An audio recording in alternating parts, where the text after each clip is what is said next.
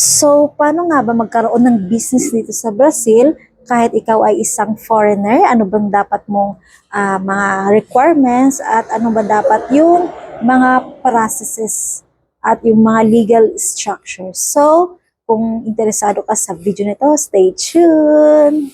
So, welcome nga guys sa aking vlog for ilang weeks, ilang months akong hindi nag-vlog at nagbabalik ako at ngayon ang iba-vlog ko ngayon is about my new business. Ito guys. Ito-tour ko kayo sa aking business at ito siya guys. Yan. Yan. Yan. Siya guys. Ito yung mga menu namin. At ito yung mga product namin. Konti pa lang yung product namin, pero dadagdagan pa yan. Yan siya, guys. Yan yung mga product namin. Yan siya, yan. So, ano nga bang mga kailangan para magkaroon ka ng CNPG or yung business permit number? Yun talagang pinaka-importante kung magkaroon ka ng business dito is yung CNPG, CNPJ, or business permit number. Once na magkaroon ka nun, ibig sabihin, pag bumili ka sa mga wholesaler, bumili ka ng mga product, pwede mo yung gamitin para mas makamura ka. So, ang unang-una mong dapat na magkaroon as a foreigner is yung CPF, yung Cadastro Pessoa Física. Ito yung parang katumbas ng TIN number sa Pilipinas. Importante siya guys kasi kailangan mo siya kahit sa pag-register ng SIM card, mga credit score mo, kahit sa mga pag-apply mo ng SAUJ or yung health benefits dito sa Brazil. Importante talaga siya guys. Kahit hindi ka pa resident dito, kahit bago ka pa lang dito sa Brazil, pwede kang kumuha sa Receita Federal, Curious, or kahit online. Pero pag online medyo matagal. And guys, at ang pangalawa naman is yung resident ID or yung tinatawag na CRNM. Yan siya, yung kartera para sa mga immigrants, masyadong mahaba, hindi ko na siguro yan. Yan siya guys, para makuha mo yun guys, meron naman mga iba't ibang klaseng paraan para makuha mo yun. Siguro natalakay ko na yun sa previous vlog ko, pwede nyo hanapin or pwede nyo i-search.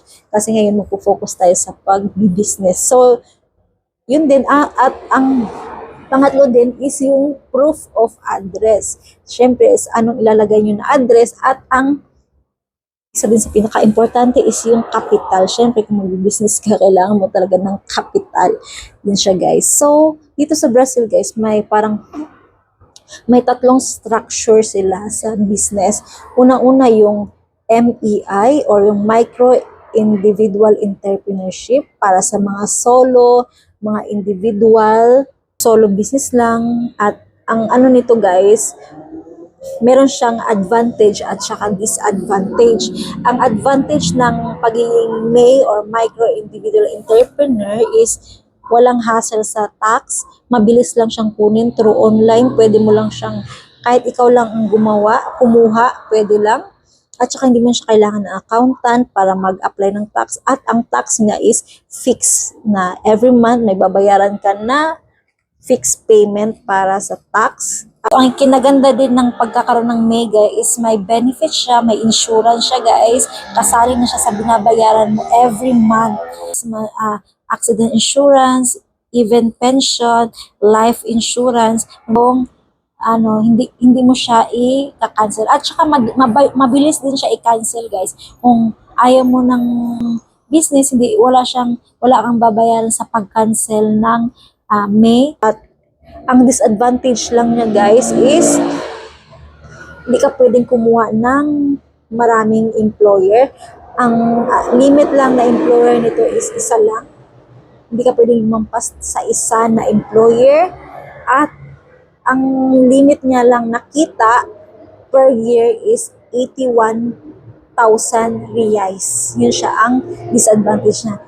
Kaya kung gusto mo naman ng malaki-laking business, yung microempresa or ME. Ang microempresa guys is pwede kang may partner, isang partner, at saka ang kita niya for year is pwedeng umabot sa 360,000 per year ang kita mo.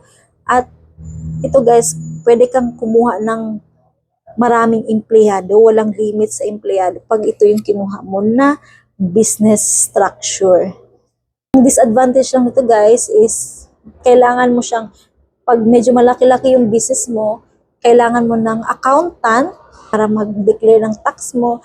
Yung pangatlo naman is yung LTDA or Sociedade Limitada.